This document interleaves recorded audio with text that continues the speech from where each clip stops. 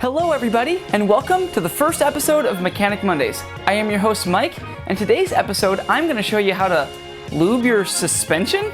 That's right, and you're probably used to cleaning and lubing your chain, but today's video is all about keeping your suspension cleaned, lubed, and feeling good with 3 quick and easy tips.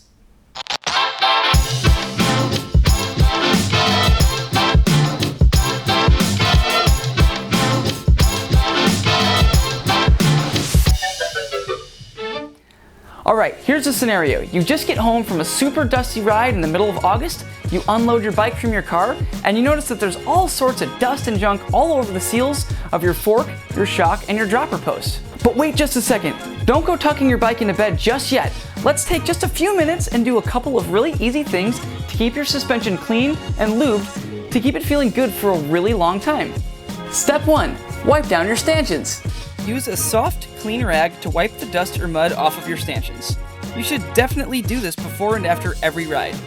I recommend that you keep a soft, clean rag in your car so you can wipe the dust off from the drive to the trailhead if your bike is on a bike rack outside of your car.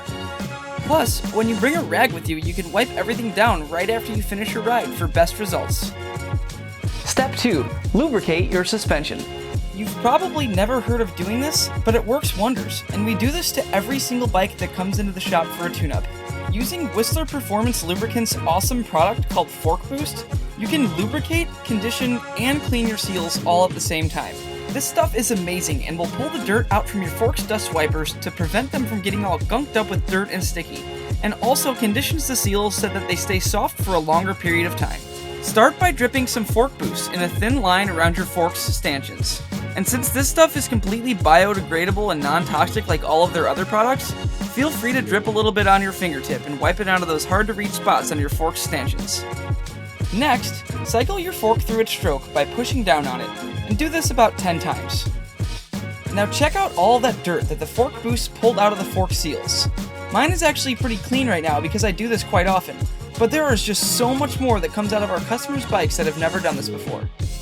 Now just take a clean rag and wipe off the remaining lubricant and dirt from your fork stanchions. Now repeat the same procedure to lubricate your shock seals. It's a little harder to get the Fork Boost on coil shocks and much easier on air shocks.